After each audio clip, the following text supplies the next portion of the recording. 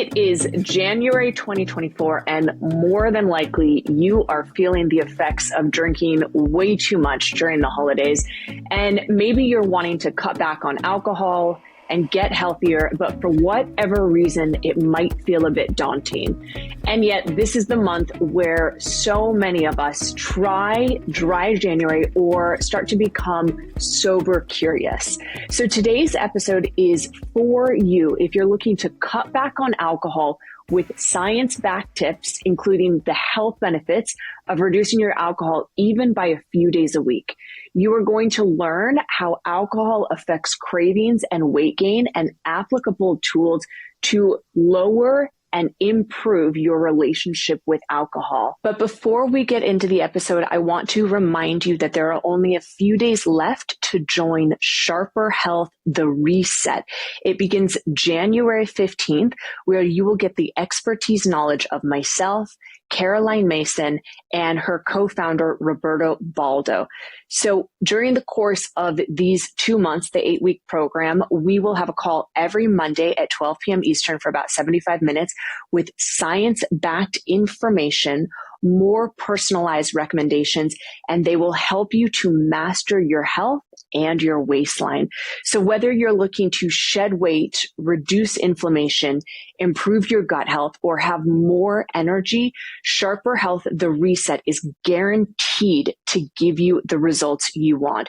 You will have 24/7 access to your 3 experts in a private WhatsApp chat, in addition to being paired with an accountability partner to keep you motivated in order to see the results that you want. So you are going to learn the tools to see immediate results while maintaining lasting change. Topics that we're going to be going over, things like blood glucose, understanding your stress levels, hacking your morning and night routine, and really understanding how cortisol plays an effect in this. We are going over sex hormones, your thyroid, stress in general, the sympathetic nervous system.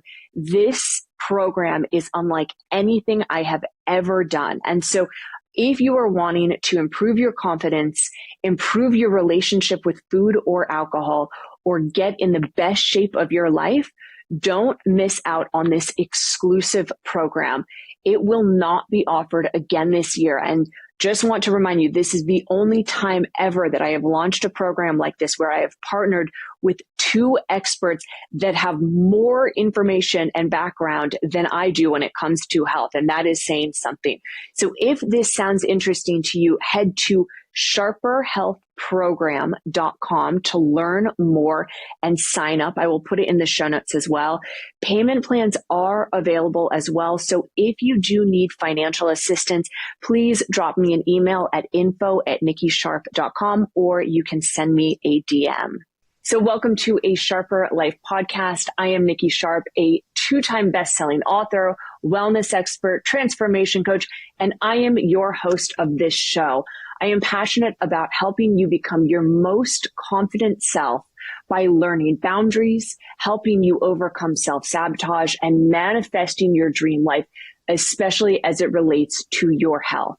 So today I am joined by Caroline Mason, a London-based nutritional therapist and food coach whose expertise is in weight management, emotional eating, menopause, endocrine disorders, male health, and cardiovascular health, where she uses functional testing and science-based protocols to create bespoke plans that optimize health and well-being, fostering physical and mental balance.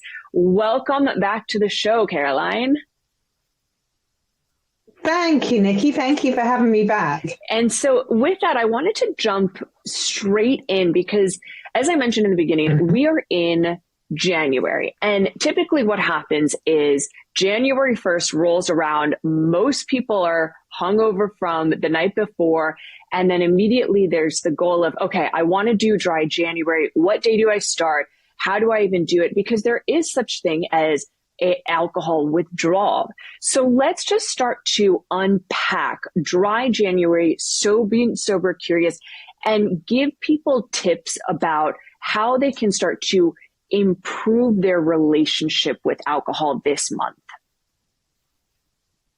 Yeah. And I think you said something so key there, Nikki. Improve their relationship with. So this isn't about giving something up. This is about a massive gain. And I think it's a real opportunity to explore your relationship with alcohol and its effects on your well-being. It's a real opportunity.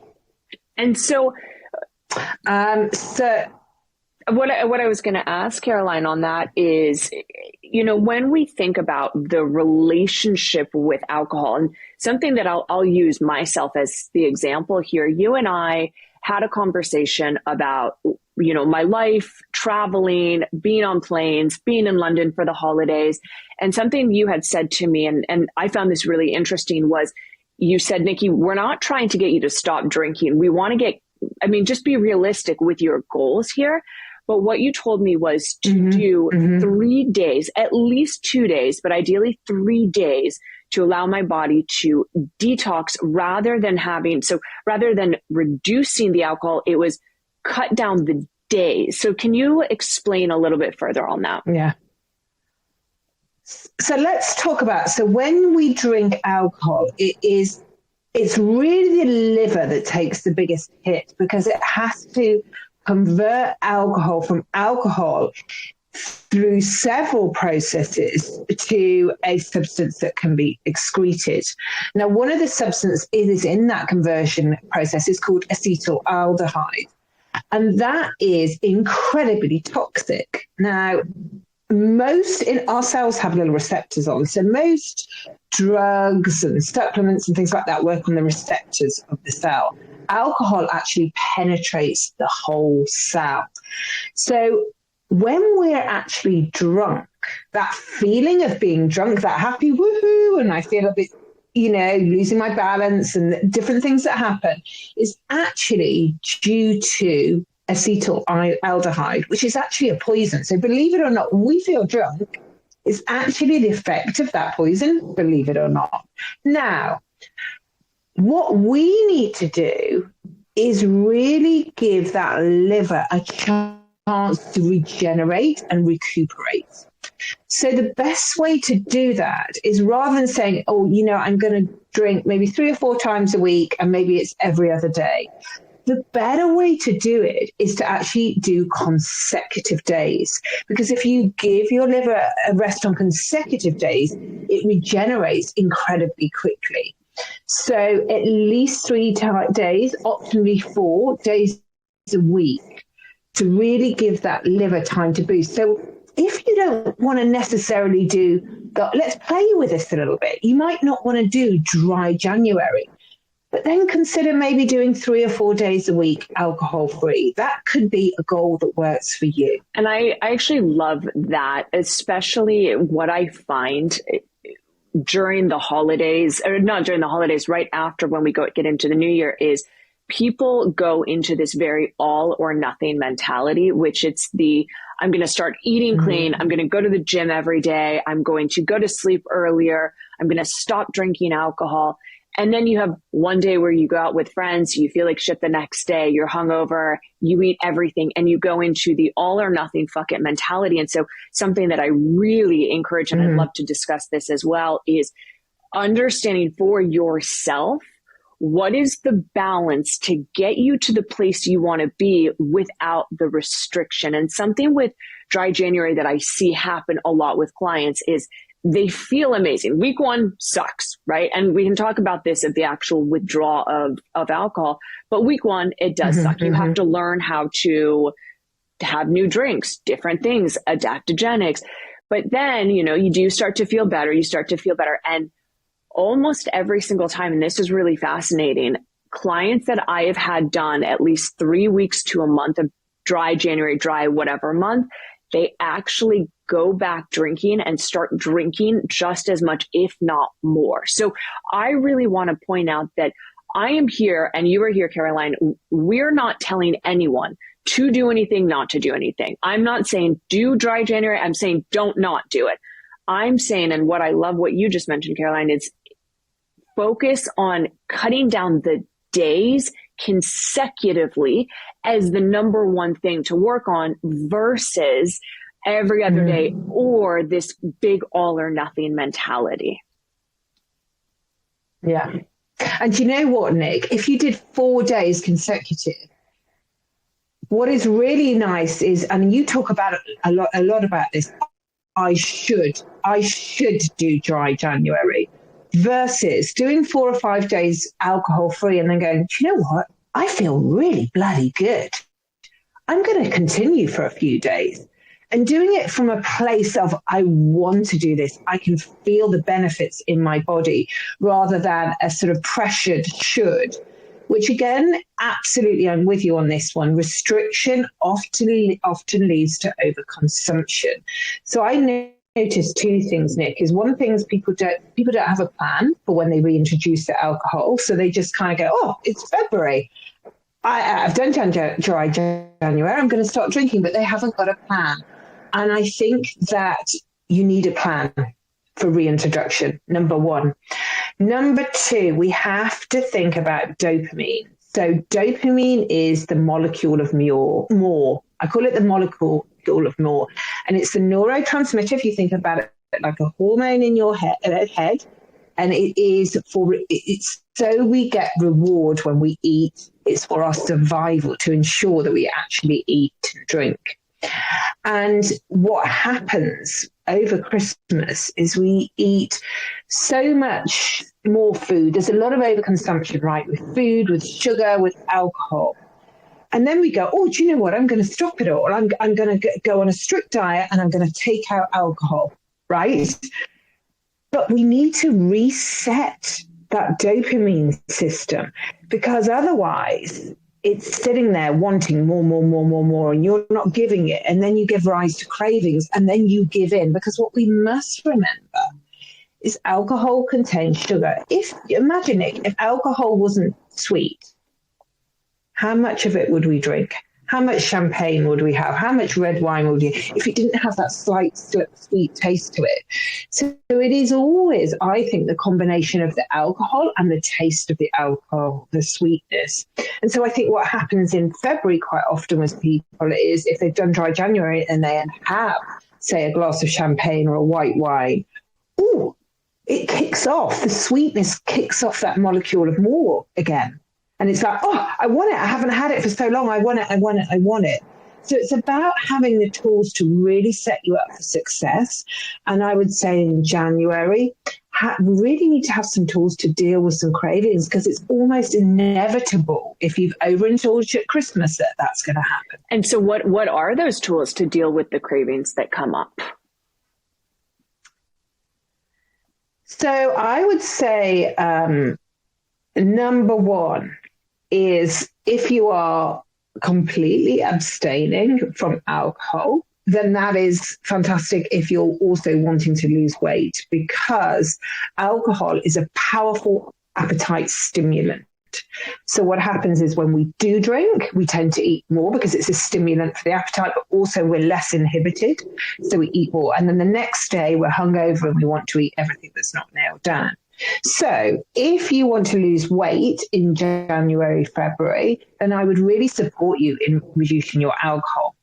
Number 2, balance your blood glucose. And we go a lot into this on our course. It's mine and Roberta's number 1 is keep that blood glucose balanced. And what I mean by that is it's a complex system, but if your blood glucose goes down below a certain level, you are biologically designed, genetically designed to want to eat everything that's not nailed down because it's dangerous for your body.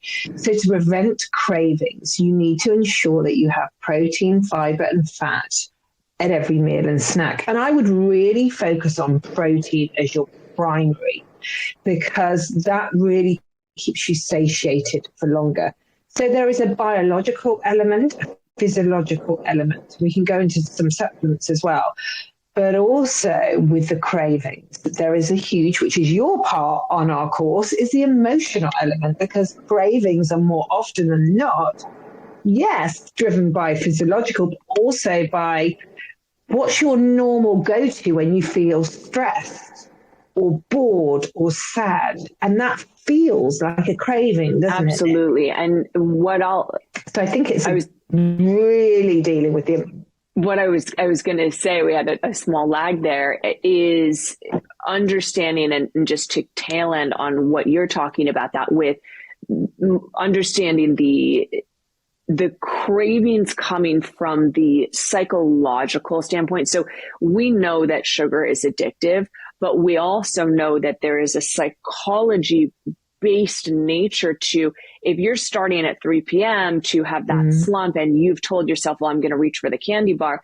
Yes, part of it is the biological, physiological thing, but there is also then what's going on in your mind, and we know, the chemistry of it. So really understanding, and this is something that I've looked at within my life of my relationship to alcohol. Something that I learned was that red wine was my comfort.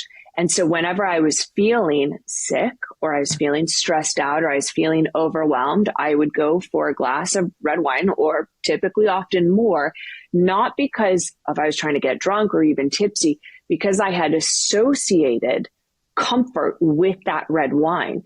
And so really what I recommend highly is that whether you're trying to do dry January, whether you've done it before, whether you're just becoming sober curious, or you just want to improve the relationship with alcohol, is starting to understand, when are you drinking?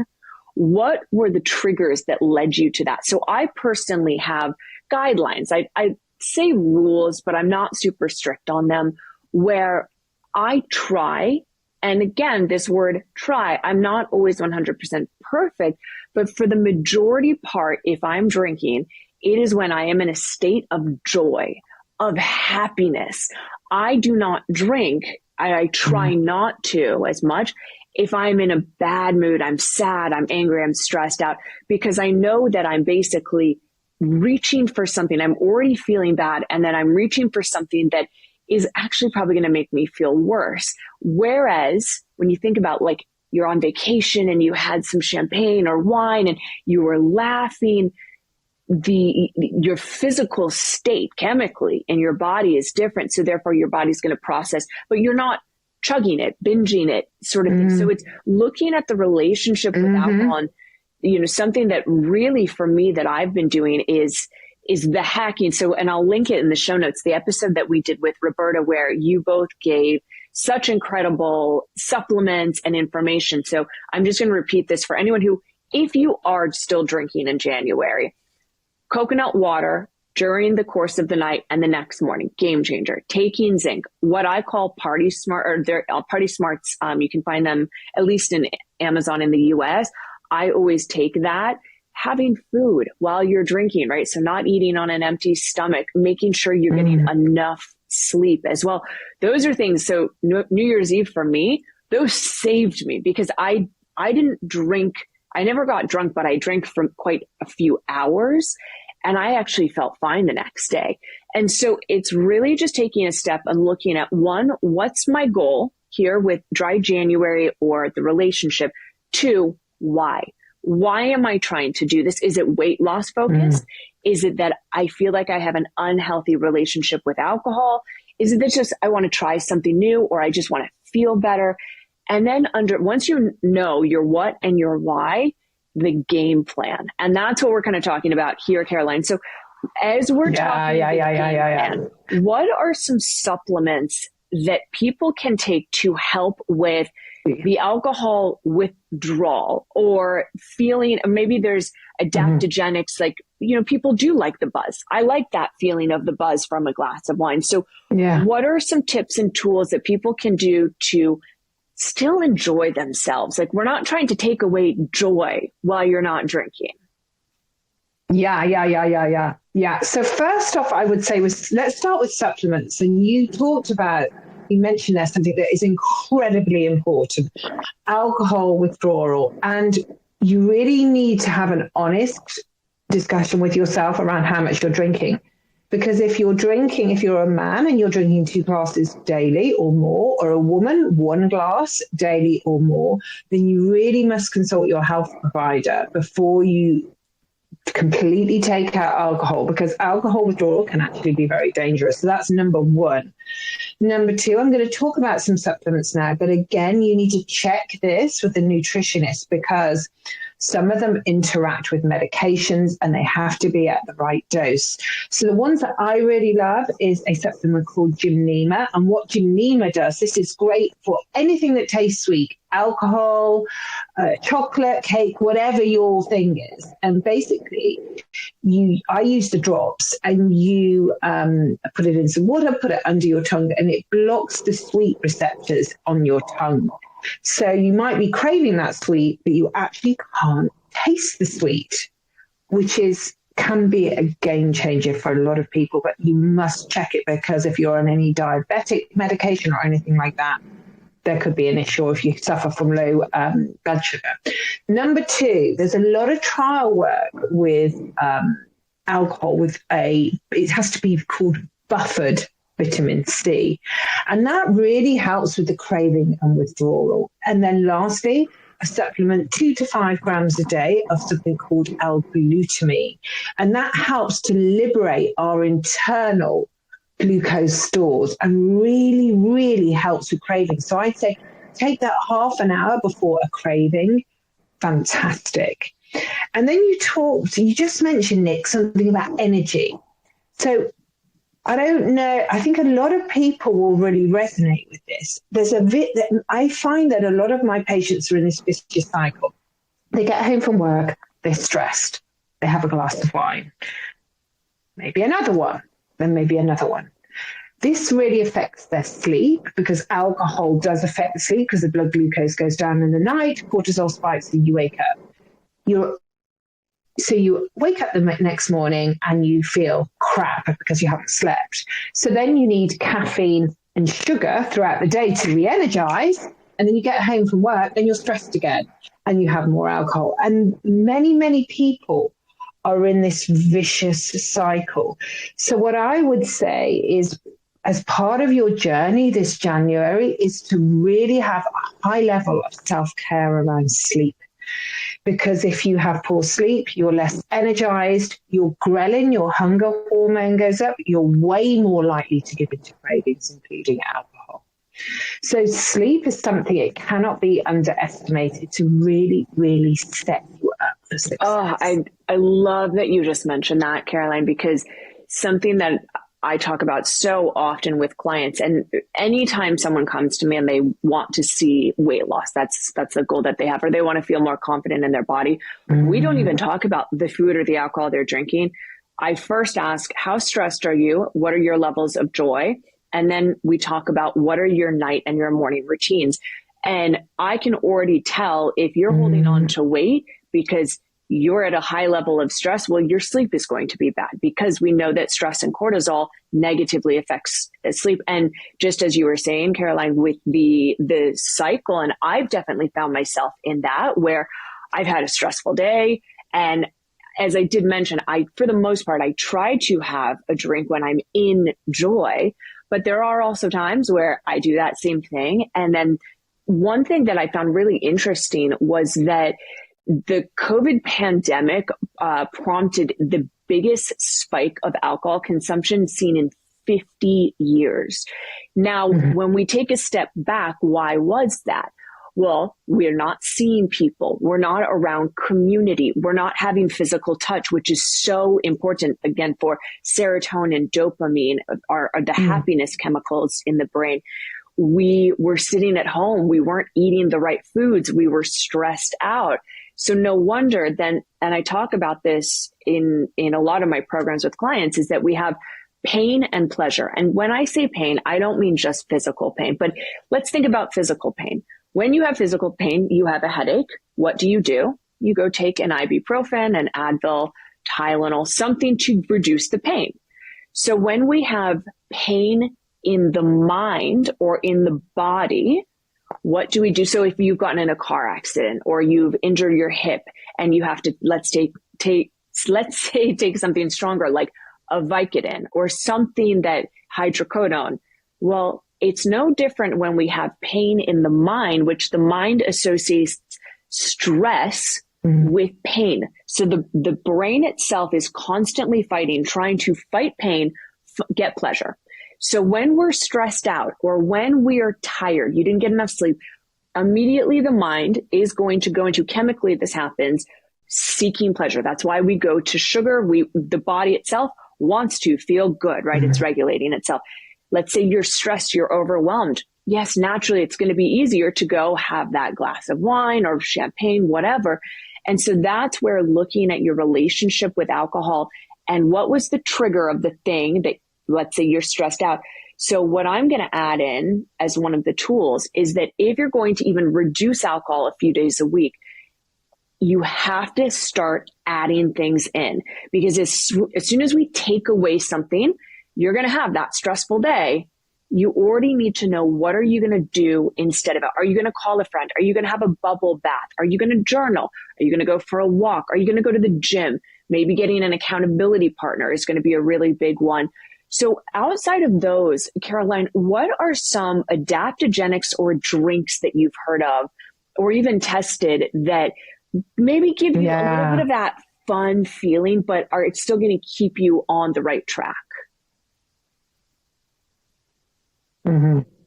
I love what you said there, Nick. And I use with myself an if-then plan. If I feel stressed, then I will, and I have a list. And I've learned that from you, have a list of bubble bath, go for a walk, because if you give it 20 minutes, half an hour, a craving will pass. But let's now really think about sort of the fundamentals, the workability of this, because what you don't want to do, as you said, you need to connect with people. You don't want to be sat at home thinking, I mustn't go anywhere. I would say don't go to a wine bar or pub for the first week, maybe give yourself a little bit of a chance. But also we live in the real world. So consider, I think, that a lot of the thing around alcohol is not just the drinking of the alcohol. Yes, also the social connection, but it's also the ceremony. It's the pop of the champagne. It's the glug from the bottle going into the glass. It's a beautiful wine goblet. So, and Nikki and I do this all the time with our smoothies. We put a smoothie into a big wine goblet. What you're drinking out of, let's try and recreate the ceremony. So things that you could drink are something like a beautiful kombucha. Try to choose ones that have less than 5% sugar, because a lot of them are very sugary. And we want to try and bring that sugar out, because that sugar can lead back to alcohol. So something like kombucha in a beautiful glass. There's lovely alcohol drinks now that are low in sugar, like seedlip gin. Have it with a skinny tonic and a lime. Put all the things in that you do to make it beautiful. And if you're going out, be really cautious of these non-alcoholic cocktails, because they're often even more sugary than the alcoholic ones. So I would say consider something like a Virgin Mary. That's really, really a lovely, nutritious drink, actually, but pretty low in sugar, which is what you want to set yourself up with. You don't want that molecule of more kicking off. And then if you want that, there's some new drinks out at the moment, which I'm finding incredibly interesting. So when we drink and we go, oh, I feel relaxed, that's lovely. That's GABA in your brain picking up. Now, GABA is your relaxing neurotransmitter. It makes you feel really chilled out, which is why when you come home from work and you're stressed and you have a glass of wine, all of a sudden you feel great and you feel calm, and that's GABA. And actually, now bringing to the market, I think there's one called Sentia in the UK, but I'm not sure where else it is in the world. You don't get drunk, but you get that calm feeling because it works on GABA.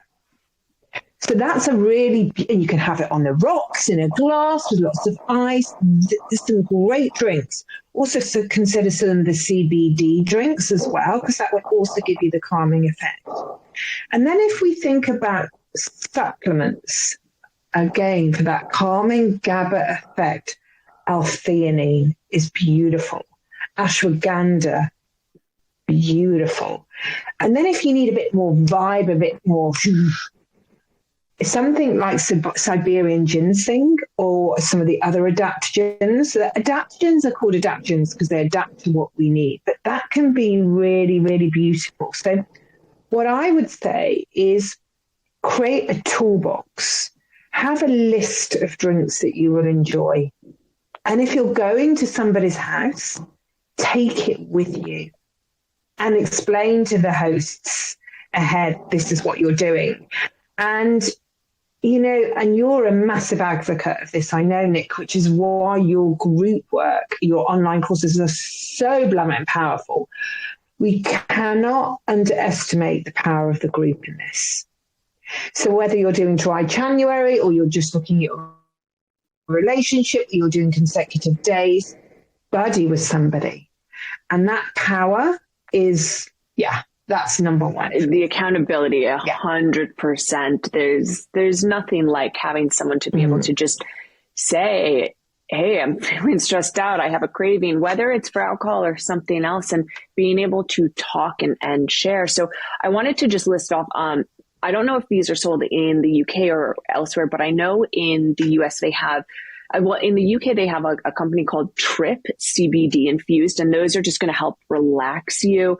There's also in the US, it's called, I think it's called I don't know how you pronounce it, but Lyres, it's Lyre, and they have non-alcoholic, like Italian spritz. So they have a lot of different drinks on the markets with adaptogens that do promise to give you that more relaxed feeling, the kind of buzz. So that's something I'm definitely going to be trying when I'm going back home, is because my goal is, rather than doing an entire dry January leading into February, just as you said, reducing the consecutive days of it, replacing it with something else, and really getting clear on my why. And my why is because I have a lot going on behind the scenes and work-wise, and I'm so excited that I actually just want to feel really good, and I want to feel just energized from my sleep. And so sleep, instead of alcohol being the thing I'm focusing on, as we're talking about, of reducing that,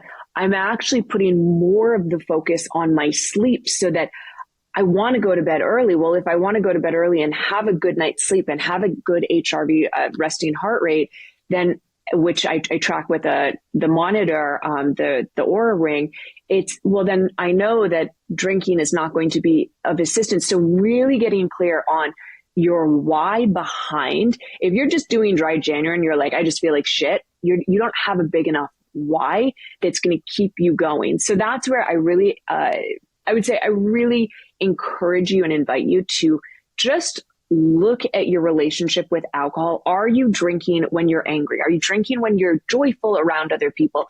Maybe you need to create some rules so that instead of it being, I'm completely stopping drinking, maybe it's, I'm not drinking when I'm home alone in my house. I'm only going out with people. And I know that I go out on the weekends. That's something that I used to do, and it worked out beautifully. So there's different ways to go about and looking at it. But I just wanted to say thank you so much, Caroline, for coming on once again, blowing us away with so much knowledge, so many different tips and supplements. And with that, everyone, I hope that you learned something. I would love to hear. So please tag Caroline and myself, Baldo and Mason, on Instagram. I will put them in the show notes, as well as finding me. Please share what you learned, what your commitment is. And until next week, here's to a sharper life.